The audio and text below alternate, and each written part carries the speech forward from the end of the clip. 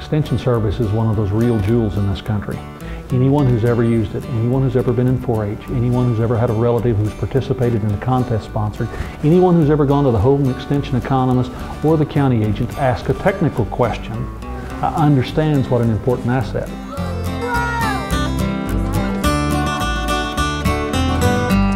This is Farm to You, and it's a program put on by OSU Extension. It basically teaches kids about agriculture. It gives an educational, hands-on, fun program for the kids to learn where their food comes from and then how it affects the body. Tomorrow we will head to Stillwell, Oklahoma. This program goes all over the state, so we've been to 71 of the 77 counties. There's 10 stations, and each of them is a different topic. So the first 4 talk about agriculture. So they talk about growing fruits and vegetables, raising dairy cows. And after those, they enter the body through the mouth. Then they go into the stomach area and on into the intestine. They love that one. That is the small intestine. So those are the villi hang down, and they get to learn about that and what that does in our body.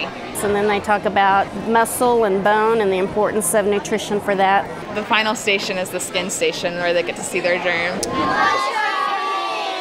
We're able to partner with our FFA chapters and provide those students with a leadership opportunity, and they're the ones leading the different sessions. We do have really high rates of obesity, unfortunately, in Oklahoma, high rates of heart disease, high rates of smoking and tobacco as well. So we're not only promoting what our commodities are, but we're also educating and providing good information of where these products come from and how they benefit our health. It's just one more way that Extension can reach out and educate the public, which is our goal, to really help our cities and our communities be better.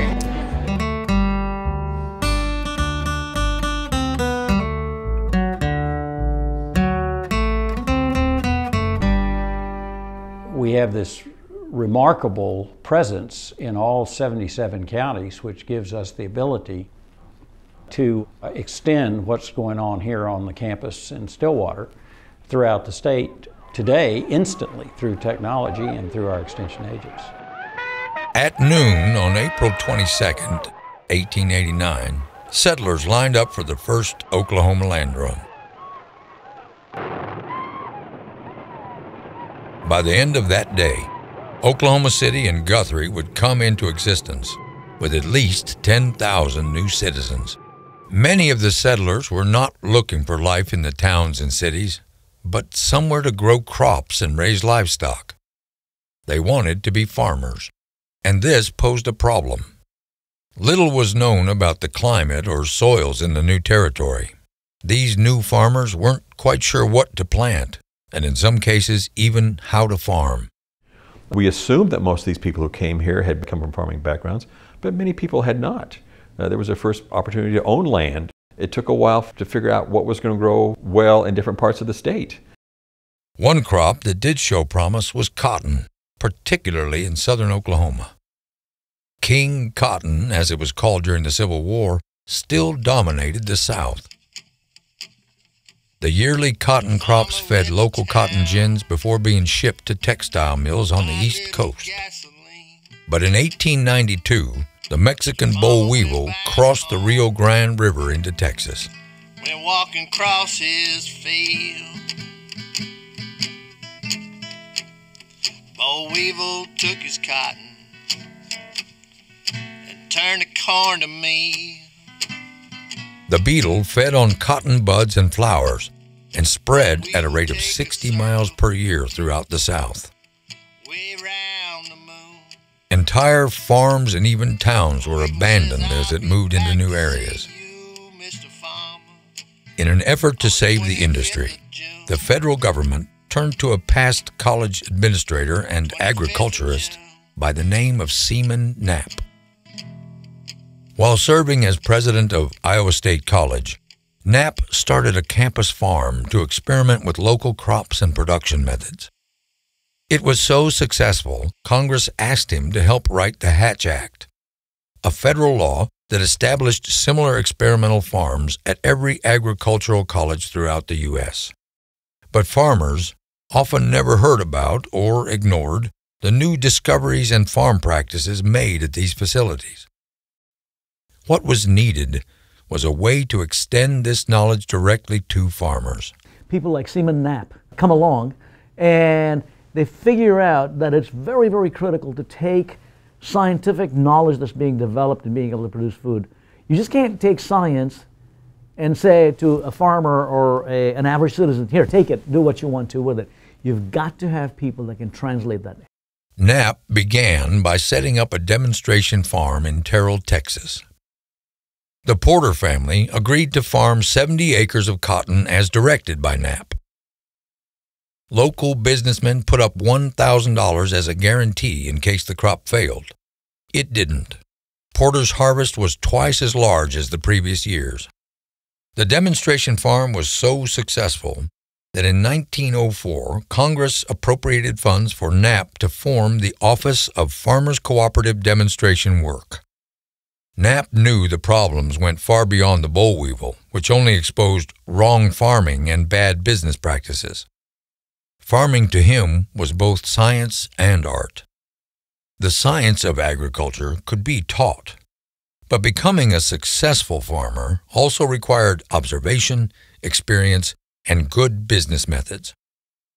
Farmers of the day were deeply suspicious of the federal government telling them what to do. A better way was to show them.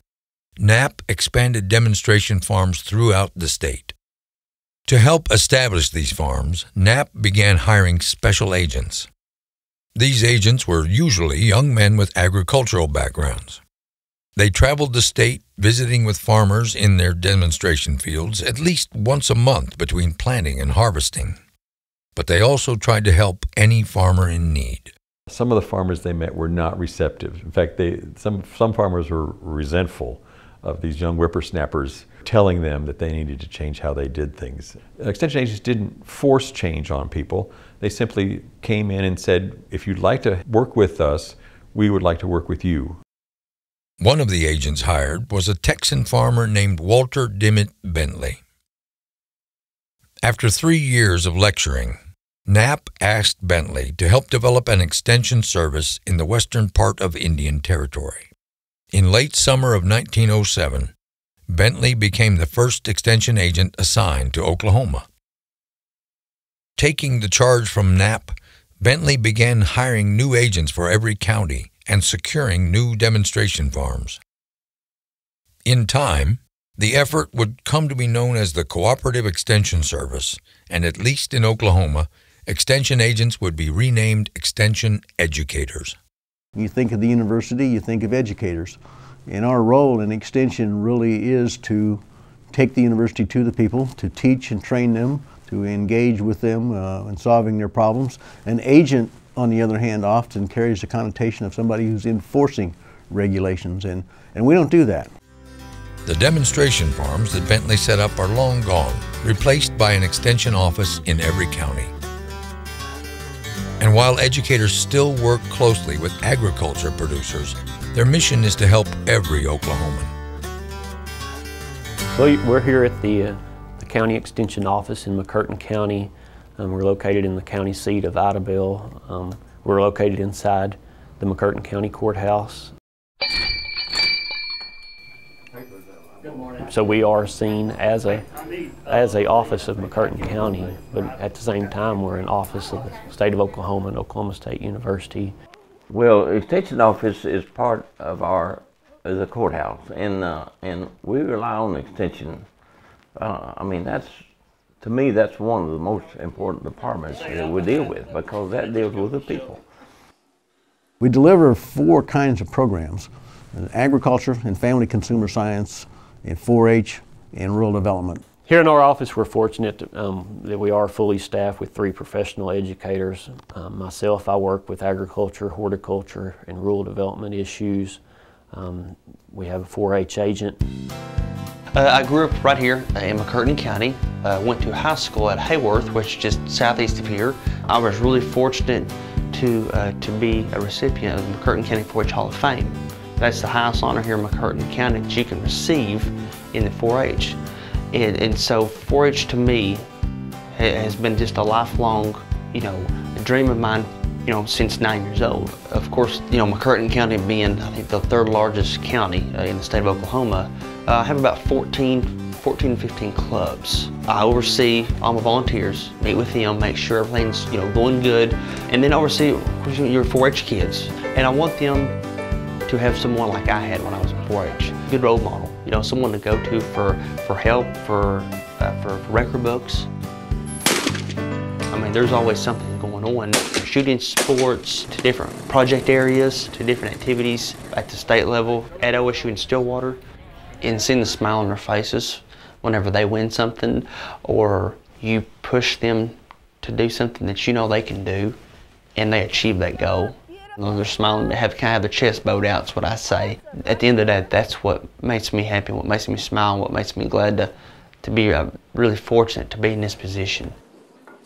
That little white stuff. Extension has a history of being known for our assistance for ag producers, but we're much broader than that, particularly when you think about what we do with family and consumer sciences. First of all, you don't need to eliminate bread completely out of your diet. Oh, I love my job. I get to work with families. I get to work with young children and adults of all ages. I may be teaching a diabetes education workshop one day and answering parenting questions the next. I may be in the schools teaching character education, or also in the schools teaching nutrition programs. Protein.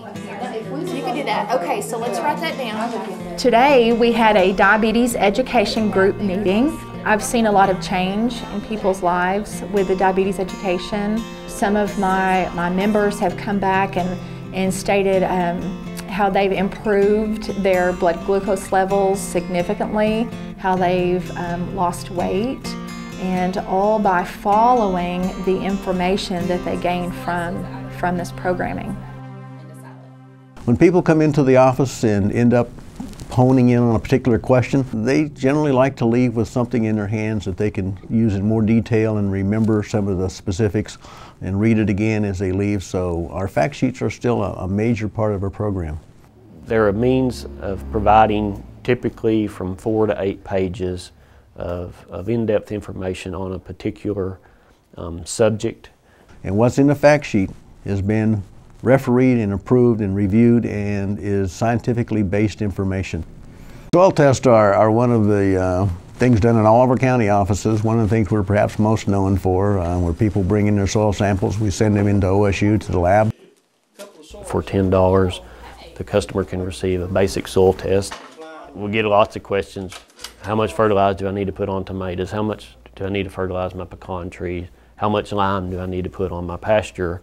Their purpose is to get the proper application that saves you money so that you don't over-apply fertilizer when you don't need to, and secondly, saves the environment. There's no reason to put extra fertilizer on there that washes down into our streams and creates environmental problems. So it's trying to manage fertilizer and the land and the environment correctly. Without OSU, or without the Extension Service, the county would really be hurt. I mean, if we didn't have the Extension Service. And I feel like that money is well spent to the taxpayers.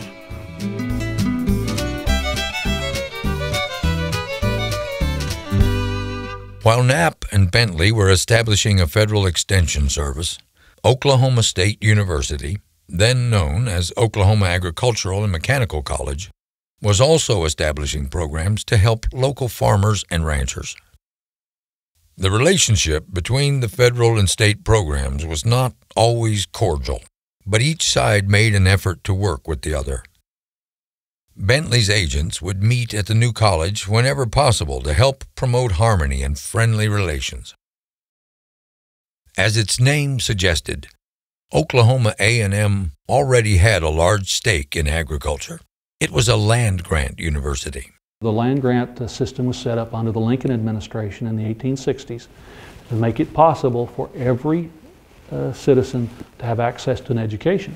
And at that time, the only real universities around were private, and the only people that went to those universities were the privileged. Lincoln thought everybody ought to be able to go to college and that it would be good for the country. The Morrill Act was passed in 1862, but it would be another 30 years before the government established a land-grant university in Indian Territory.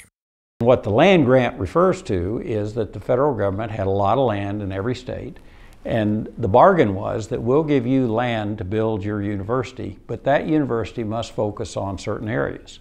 And those areas were agriculture and mechanical, and in the early days, military for male students. But it goes on to say not to the exclusion of the cultural arts.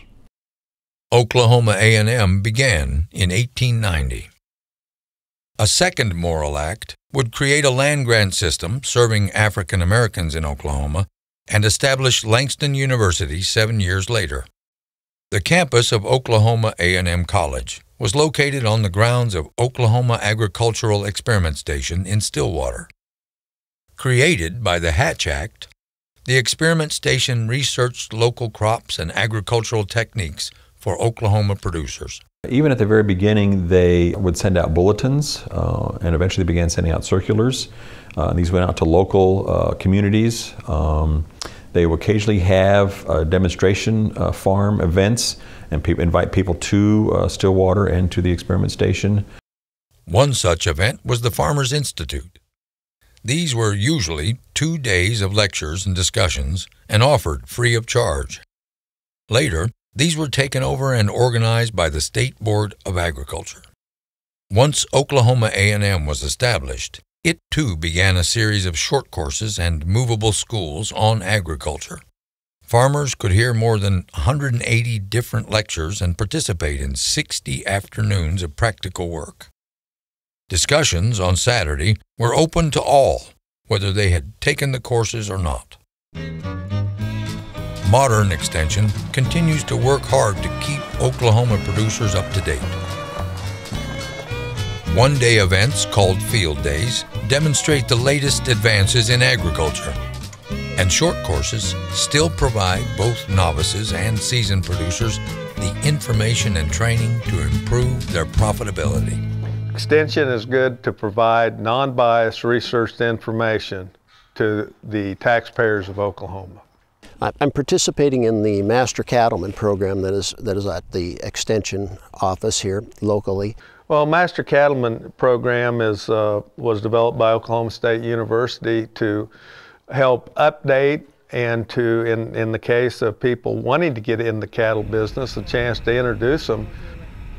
We work all the way from finances to genetics to nutrition to carcass merit to marketing, and we go through those step by step and covering different options people have in those areas. My operation that we have here is a registered seed stock business that focuses on fertility. We produce bulls and replacement heifers for the commercial cattlemen. I started when I was 8 years old with buying my first registered cow, and then we kind of stayed in it as my family did, and as my father passed away, I just continued to carry on the family business. Enclosed sides is best. I think what the class helps me a lot with is applying science to good business, where to spend the money so you get the best pop out of the dollar that you are working with. It's not going to be bumping them or anything. It's going to be tall enough to where it's out of their way. We can get, in the case of the class we're teaching now, 30, 40 people together that are involved, they're interested. They get to meet once a week, and not only do they hear the presentations, but they also get to discuss among themselves and feed off each other in their quest for knowledge and the quest for improving their operation. And the group setting allows a lot of times for new concepts and new ideas to come out that may challenge you from doing things that your dad did, or doing it the way you've always done it, or because you've been trained that way.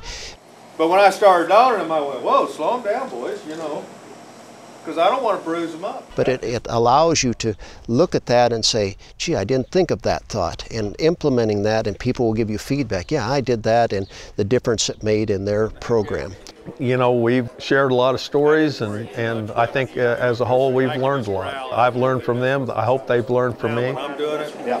I want it easy. I don't want to be whipped around. At one time when I started out, worked with people that were all very close to the farm and to the land, if you will. Today we have people 3, 4, 5 generations away from the farm. A lot of people have a great desire to deal with livestock and to be involved with the land.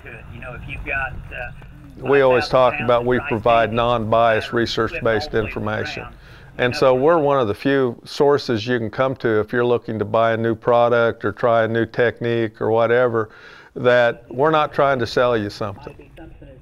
There's a certain amount of lectures that you can go to, and they could cost you $800 to $900 for a 3-day class, would teach you about grazing, forages, and all that. But the Extension Service gives you all of that at a minimal low cost. You know, we're just providing you the facts and trying to give you the insight on what would be the best in your situation. And we provide that information and let you make the choice. They see you and you can put that pressure. Well, technology changes, the science is changing some, and the thing that's remained constant is the cow. For me, it's the overall picture is just being a better manager of what I'm doing so that I'm profitable, so that the product that I produce for the commercial cattleman, that he is profitable. Once you start pulling them out, now this is a pioneer. Probably the big thrill is really when I get to go out and work with producers, be able to give information and advice that they utilize to make their lives better. And that's really a good feeling to know that we're helping other people.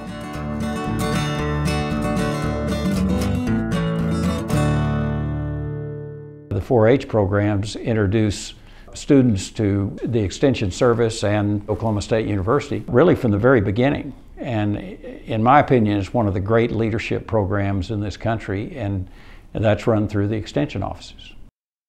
Although generally everyone appreciated their efforts, early Extension agents often had difficulty convincing older farmers. They found it was the younger farmers who were willing to experiment with new ideas. To improve the future of agriculture, the next generation of farmers needed to be involved.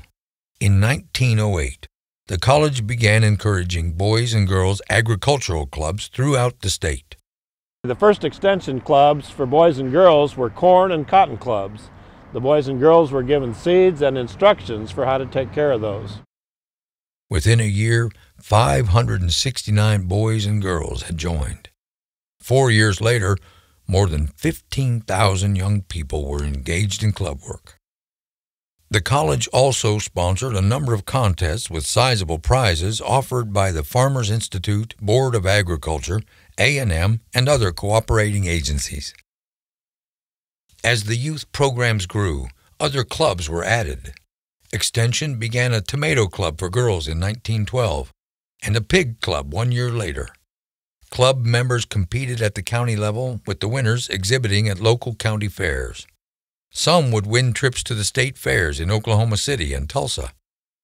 All the boys and girls clubs were eventually brought together under one name, 4-H, standing for Head, Heart, Hands, and Health. Today, 4-H clubs encompass hundreds of program areas. Local children can show off winning produce and exhibits at county and state fairs. Livestock shows throughout the state allow young people to learn the value of raising and caring for animals. 4-H members also participate in ATV safety courses, shooting sports, and even science and technology. The livestock side, the shooting sports, that's always going to be there, like it always has been. It will always be strong. But I think I see it's also kind of just changing with the world, kind of what's going on out there today. And one of those programs is the robotics competition. FIRST Robotics. FIRST stands for Inspiration and Recognition of Science and Technology. Robot! Robot! Robot! Robot! Today we are competing at the Oklahoma City FRC Regional. We are competing against 62 other teams. We have spent 6 weeks designing and building robots to compete here. This is about our 8th year to compete, and it started out with Coach Larry McWilliams and Coach Stuart Boys with the dream of wanting to bring STEM, the science and technology, to our kids, teach them real-world life skills. Early in January, we had a kickoff where they gave us a kit of parts and they gave us what the challenge would be. Every year it's a different challenge, and they make it hard on purpose. Bumping, and it's a lot of action. They call it a sport for the mind, and these kids just thrive on it. The challenge is to throw a 24-inch ball up into a slot in a wall. The competition is 2 minutes and 10 seconds long. We have a 10-second autonomous period. We also have a 2-minute teleoperative period where we have drivers who can actually take control, and we'll drive around and try to score points or play defense on other people. It's a catapult on wheels, basically. It sucks the ball in, and then that's basically all it is. It's a catapult on wheels. I'll pull the bars off, I'll go take those, and then just get that cart put away and come back real quick. As programmer, I basically tell the robot what to do when it's running by itself in autonomous mode or when it's controlled by our drivers. What they do here, they can't learn in a classroom.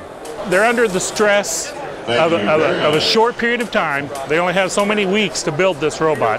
They're under the stress of working with other kids. They've got teamwork. They've got to learn how to work with each other and come up with an idea. Stuff that they experience in real life, they experience while they're trying to build this robot together as a team. Well, one of the major things I've learned is leadership and being able to get a group of people to follow in one direction and to keep them focused on a certain goal. If we have to, we'll take the battery on the field with us and we'll carry it back to the... 4-H has definitely helped in my leadership skills. They've helped train me to give me a good idea of what a real leader needs to do, not just telling people what to do, but also showing and then mentoring and also doing things when you see something needs to be done.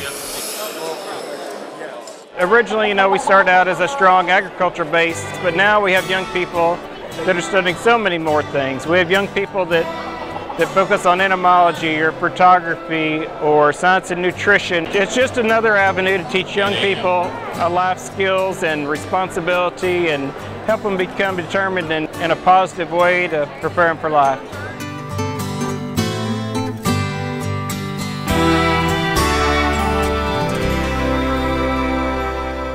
If agriculture was going to be a profitable enterprise, educating the farmer or even his children was not going to be enough.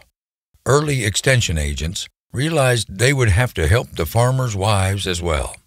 Girls' clubs already provided education on cooking and sewing, but the spouses of farmers were critical to success of the farms.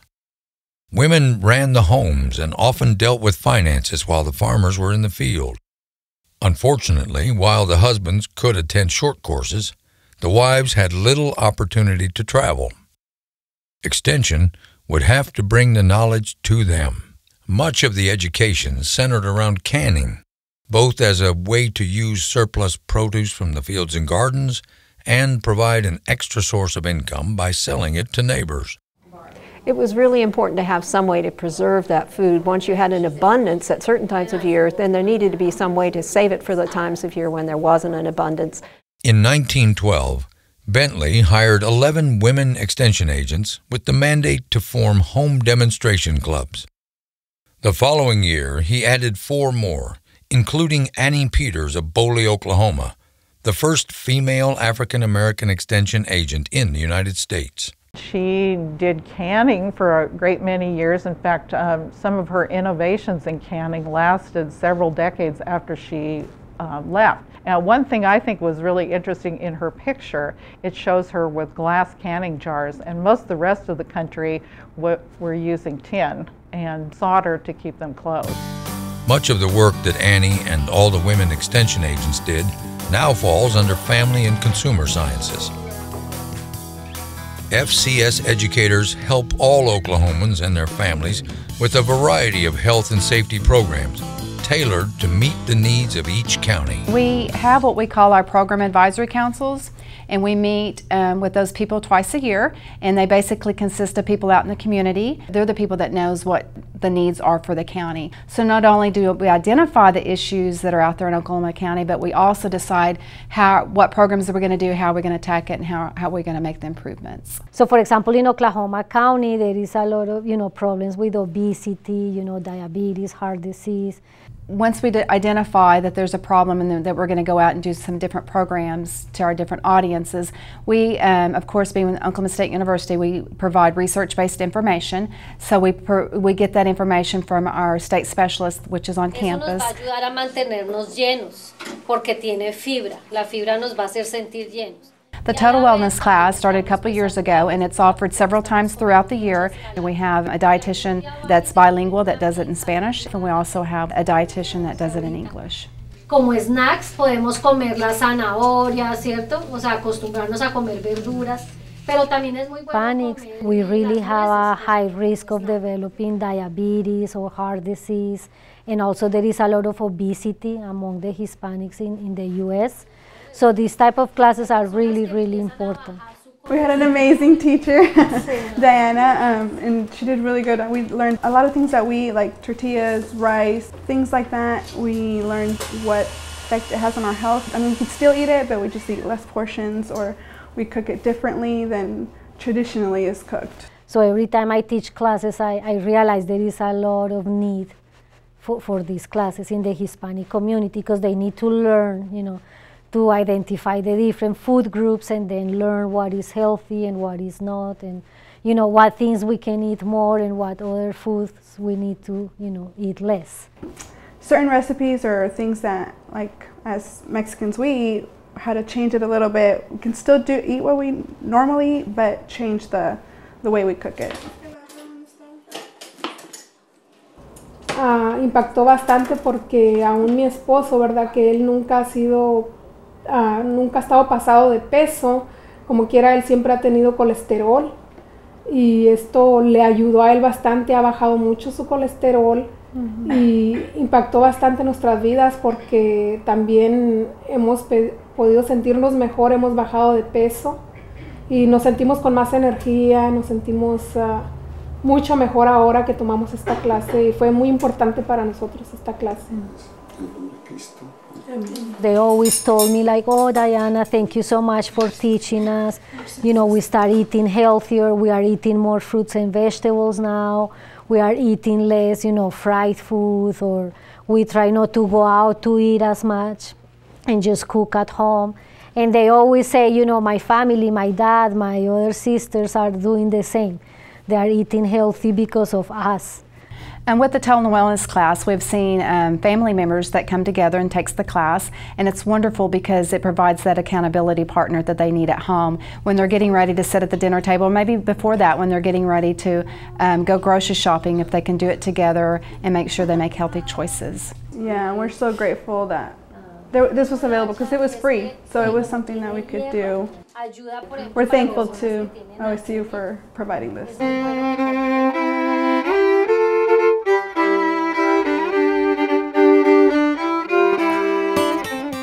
What you hear of the soil that was in the 1930s that probably should have never been broke out. It's sandy, and with enough moisture it'll grow anything. Now with enough moisture and fertilizer. My folks moved here in '49, and it was 7 years before they had a profitable wheat crop. It was starting to have the same devastating effect that the 1930s drought had. It was starting to shape up to that extent. The folks have been through some pretty hard times, just as from being raised in the atmosphere they were raised in.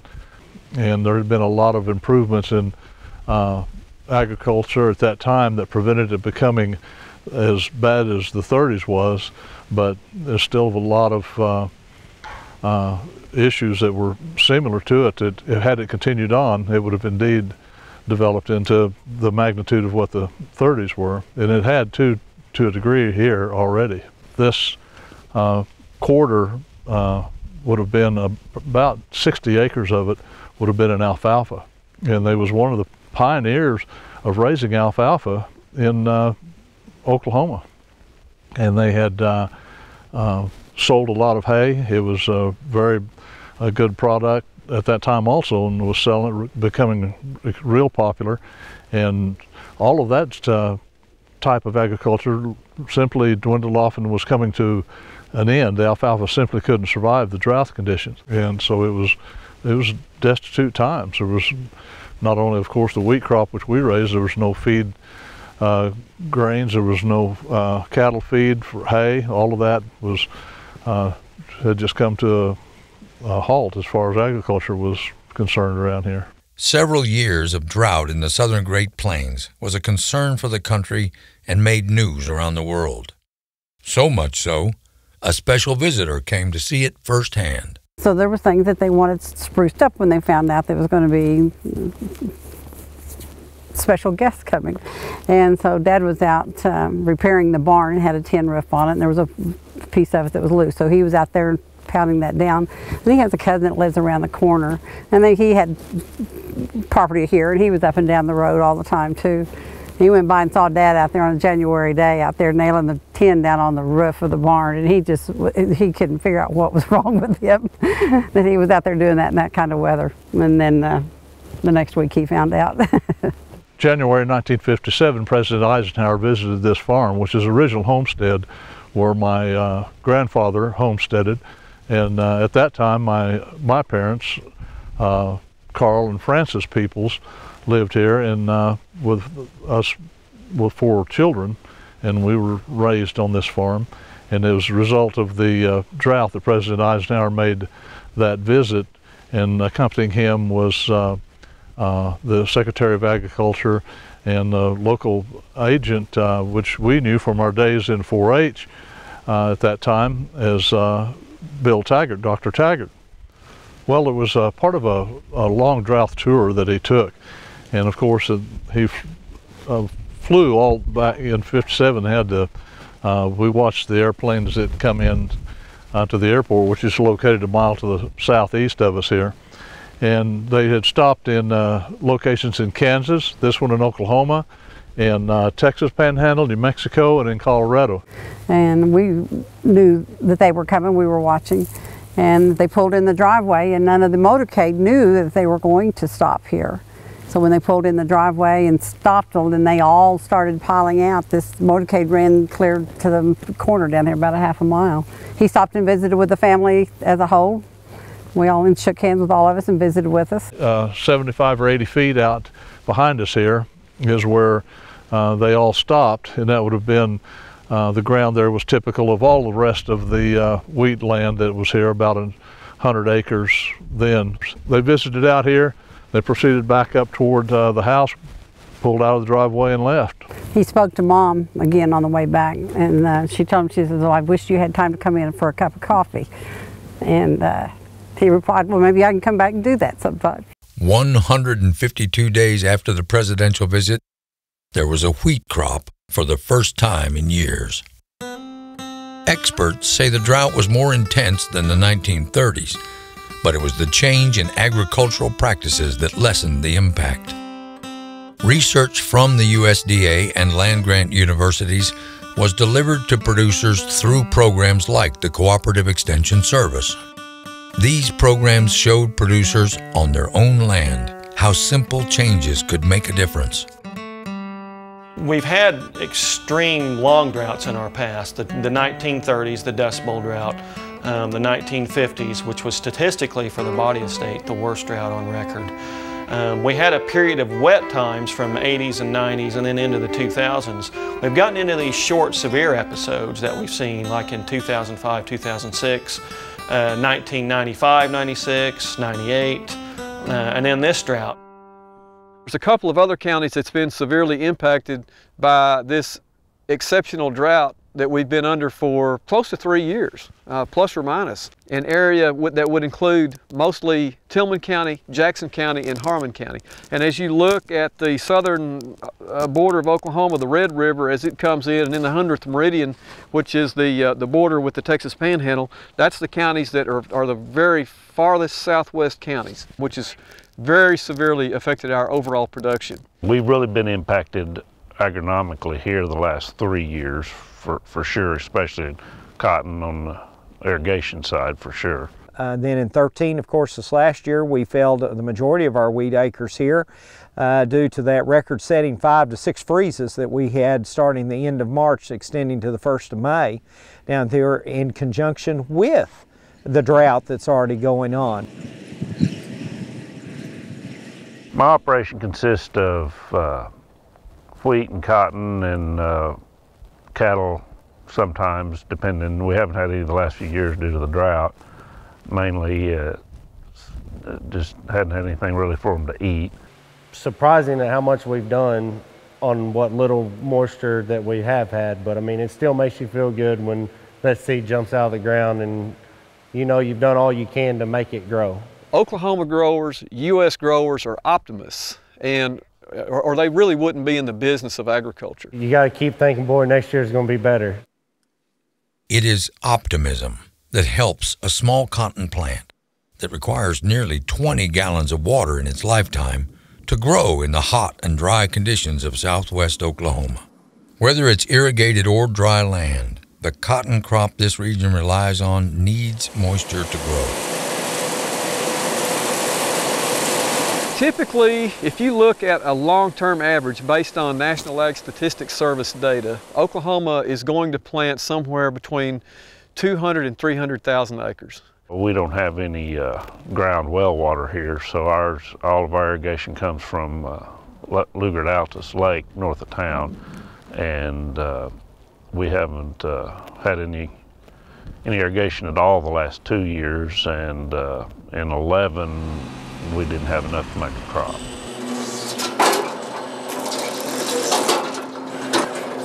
It's been really tough for a lot of our farm families, and it's been tough for the folks that are really close to the business.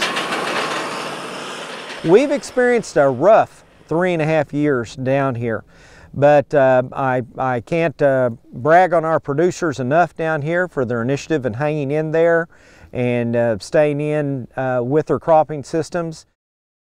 Advances in plant genetics and technology have helped producers improve efficiency, allowing them to manage their crops when the Oklahoma wind blows and takes the moisture with it. If you could bring someone back alive from, it's been dead for even 20 years, they couldn't believe it, how things have changed. In no-till, it's conserving moisture in the fact that you haven't disturbed the soil, and you've got your residue, which helps slow down the evaporation and things of that nature. And quite literally, for me personally, 1 year it was the difference in getting a stand and not. And the amount of acres that we can cover with a self-propelled sprayer in one day would just blow their mind. I mean, Brandon can start early one morning and spray 1,000 acres easily in a day's time. I mean, that nobody could fathom that. That maybe farmed and plowed 20, 30, 40 acres a day, or maybe was following a horse. You know, I mean, that's just amazing. I would submit that Oklahoma State has been right there working with getting this technology to the farmers as quickly as possible. What type of research can we work with? What type of extension program can we work with that shows results from research that addresses that problem? Hey Keith, how are you today? I'm good, how are you, Gary? Good, good. The different varieties of our seed and how we're making 25, 30 bushel crops on very little rain. And I can remember when I first started running a combine, I mean, 30 bushels we thought was just, we didn't think it was ever going to get better than that. I mean, 35, 40, we were doing backflips, and now, I mean, we're making that kind of in a drought. And I say that kind of laughing, but I know with the technology that's out here, I mean, if we can get some timely rains, we can easily 70, 65, 70, 75 bushels on dry land. And I don't think the guys before me or even anywhere near before Dad, they ever thought you could do that on dry land. Researching what works, then educating citizens about it, is the backbone of the land grant mission and is more important than ever. Gary has a right to go do anything he wants to on it as far as any kind of plots that he wants to do, and I feel it's very important to continue what the Extension Office is doing in our county, and I'm sure every county feels the same way, because we've sure gleaned a lot of benefit from it. Then I put out fertility trials, forage trials, and herbicide trials within our county to generate data here in the county that's directly applicable to these guys here. So I have a strong field component where I'm out in the field with our producers. Gary does so many different tests on especially in grasses and wheats, mixing chemicals and doing different things on it. It works really good when we go talk about it, and then we can just apply on a large amount of acres where he's done it on these test plots where we wouldn't know if it'd work or not if he hadn't used it. And that's where I think the Extension Service serves the farmer real well, because they can do that trial and error and then bring it out on a larger scale on our farms, and we can see if it works then. And having the ability to just pick the phone up and call him and ask him what's working on any certain scenario. So I'd say it's very, very beneficial to the farmers to have the Extension Service the way it is today.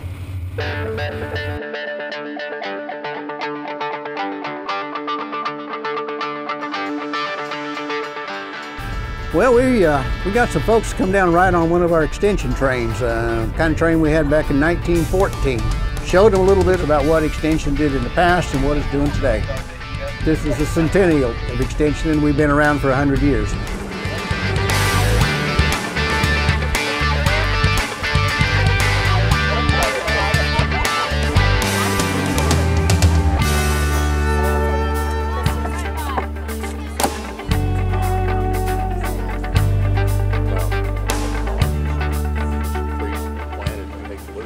Oh yeah, yeah. Thank you, sir. You bet. You bet.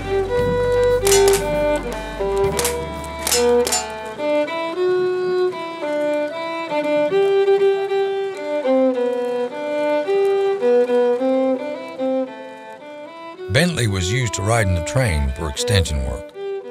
In 1904, he was asked to join the agricultural lecture train in Texas.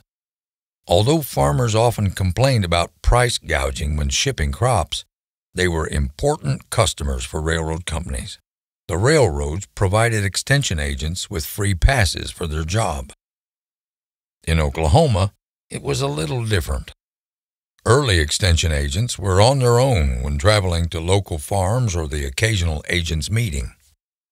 Most used their personal horse and wagon, with a few riding horseback. Even in 1909, when Agent Pinkley of Kiowa County used the first automobile for demonstration work, his progress was slow due to Oklahoma's bad roads.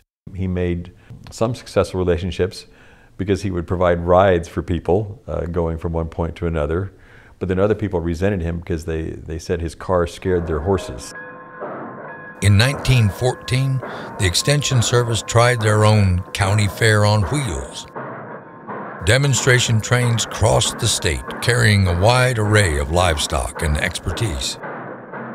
They would have about 8 to 10 cars with various capacities on different cars. They would have maybe poultry on one car, swine on another car, home demonstration agents working on other cars. I know one year, one train saw over 52,000 people. And so I think train stations were real collecting points for the community, a lot of communities. In 1914, Extension used the technology that was available at the time. I mean, how do you get out and reach the people? As communication technology has changed through time, so has Extension in the way we deliver our programs. And through the last century, you have the evolution of radio and then TV, and now finally today, a whole array of electronic media. Extension today has 2 regularly produced TV programs, Sun Up and Oklahoma Gardening. I think what's great about SunUp as another tool for extension is that we have the ability to take our expertise and knowledge from the university and from our network all across the state, put that together and get it out to producers in real time as it's happening. Our goal at Oklahoma Gardening is to deliver research-based content to the people of Oklahoma. And this really embodies the mission of Extension. We deliver content through a variety of media, primarily television, but also through social media outlets. Throughout the state, our Extension educators field a variety of questions from the community members, many on horticulture-related topics, including production of fruit and vegetables in the garden, and maintaining our trees, shrubs, and turf areas. Our aim through educational programming is to connect the vast resources available at the university to the people of Oklahoma and connect them to our area specialists and our fact sheet. And of course we're into using electronic media with video conferencing and blogs and tweeting, and we've actually produced a number of apps. The most popular one may be the Mesonet weather app.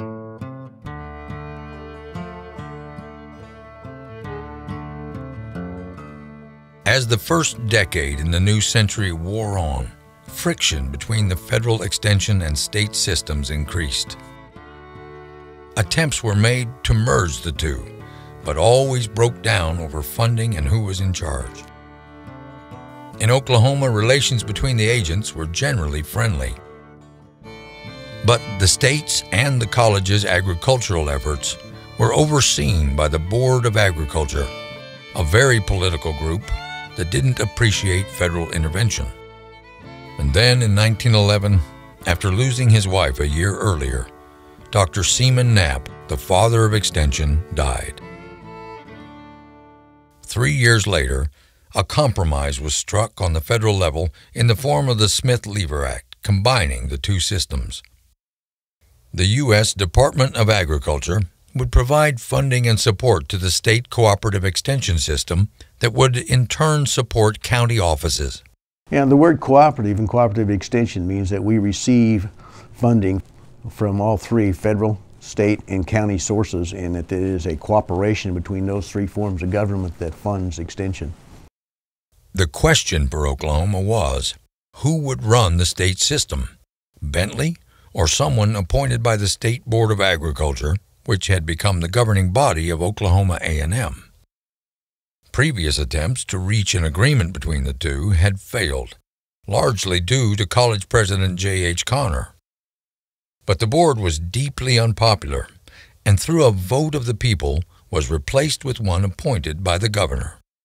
On May 8, 1914, President Woodrow Wilson signed the Smith-Lever Act into law. That August, Bentley moved into Morrill Hall on the campus of Oklahoma A&M just in time for the building to burn to the ground. Although much of those early records were lost, Oklahoma Extension went on to thrive in the new state.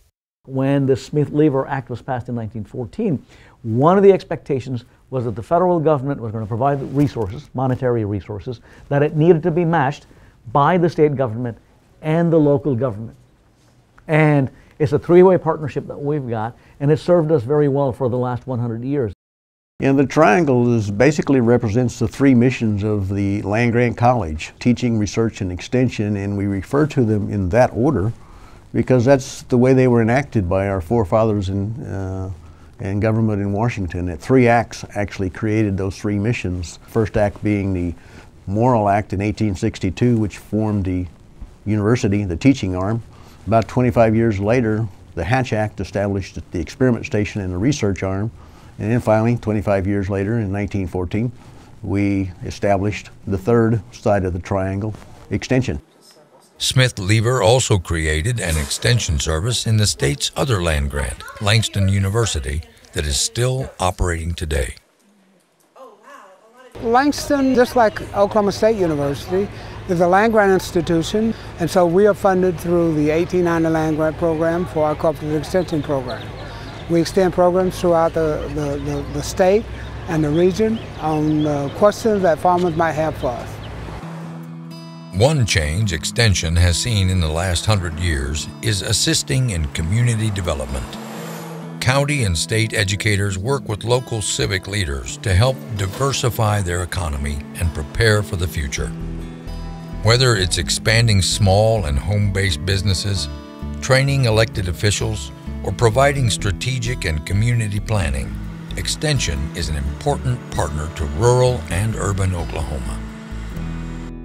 Bentley would come to be known as Daddy Bentley by his employees. He left the Extension Service in 1916 for Washington, D.C., only to return to Oklahoma A&M a year later.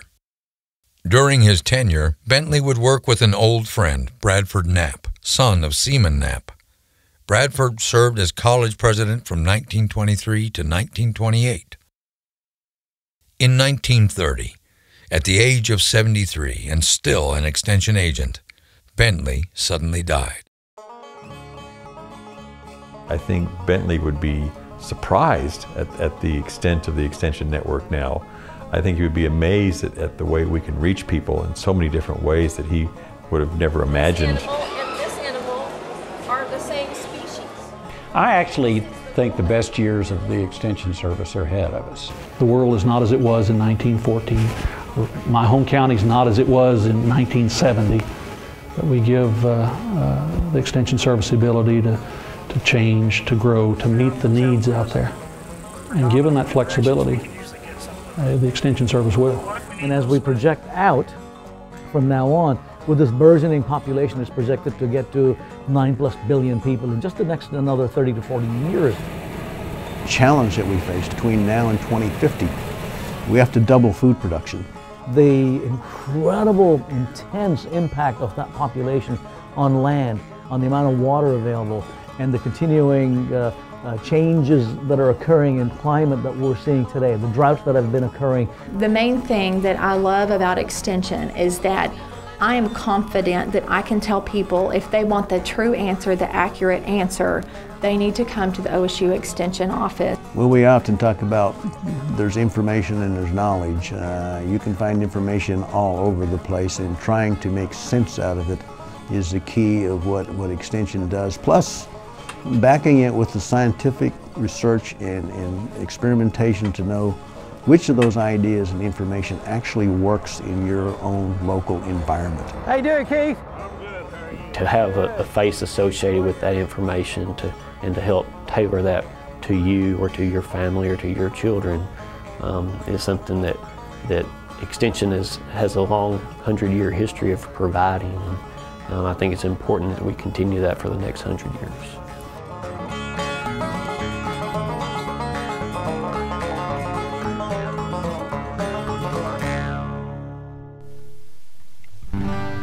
I believe in people and their hopes, their aspirations, and their faith, in their right to make their own plans and arrive at their own decisions, in their ability and power to enlarge their lives and plan for the happiness of those they love. I believe that education, of which extension work is an essential part, is basic in stimulating individual initiative, self-determination, and leadership. That these are the keys to democracy, and that people, when given facts they understand, will act not only in their self-interest, but also in the interest of society. I believe that education is a lifelong process, and the greatest university is the home. That my success as a teacher is proportional to those qualities of mind and spirit that give me welcome entrance to the homes of the families I serve. I believe in intellectual freedom to search for and present the truth without bias and with courteous tolerance toward the views of others. I believe that the Extension Service is a link between the people and the ever-changing discoveries in the laboratories. I believe in the public institutions of which I am a part. I believe in my own work and in the opportunity I have to make my life useful to mankind. Because I believe these things. I am. I am. I am. I am. I am. I am an extension worker. I am an extension worker.